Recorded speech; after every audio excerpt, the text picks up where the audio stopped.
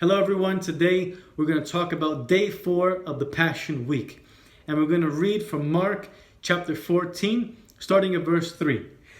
Meanwhile, Jesus was in Bethany at the home of Simon, a man who had previously had leprosy. So he had leprosy, now he doesn't have leprosy. And most likely, Jesus healed him. That's really the only explanation I can think of. While he was eating, a woman came in with a beautiful alabaster jar of expensive perfume made from the essence of nard.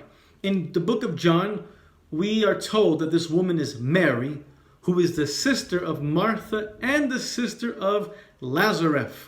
So she comes in with an alabaster jar of nard, or perfume of ointment. It is extremely expensive, this thing. Very expensive. She just comes in this beautiful, expensive bottle or jar.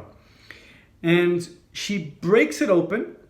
So she broke open the jar and poured the perfume over his head. She opens it and begins to pour the perfume over the head of Jesus Christ. If I was there, I would be like, what is happening? What is this crazy woman doing? I really don't understand. But once again, Jesus understands everything, and it was him who prepared all of this.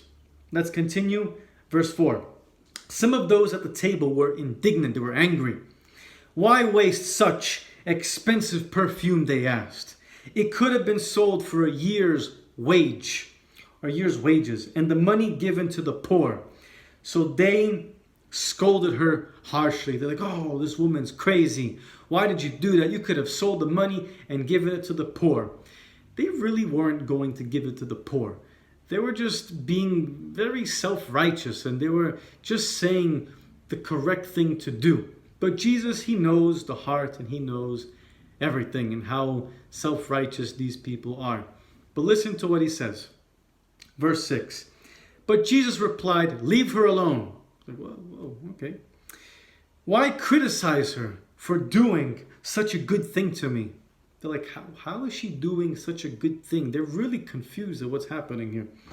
You will always have the poor among you, and you can help them whenever you want to. But you will not always have me. So basically Jesus said this. There's always going to be poor people. Always. So you can help them whenever you want, wherever, however you want. But you're not always going to have me. She has done what she could and has anointed my body for burial ahead of time. So he's already telling them why this is happening. God had already planned this to happen in preparation for the Passover. He needs to get anointed first before the crucifixion and the resurrection. I tell you the truth, wherever the good news is preached throughout the world, this woman's deed will be remembered and discussed, and that is exactly what we're doing at this moment.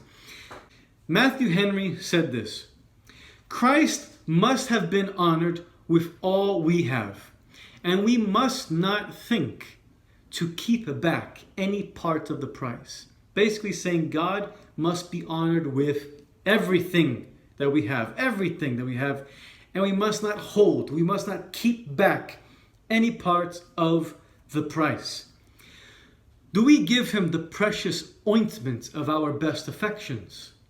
Let him have them all. Love him with all the heart. That's what Matthew Henry said. We must give Jesus everything that we have. Love him with everything we have, even if it costs us everything, even if it costs us a lot, because Jesus is worth it all.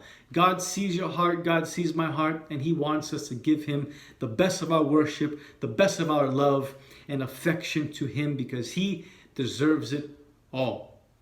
God bless you all.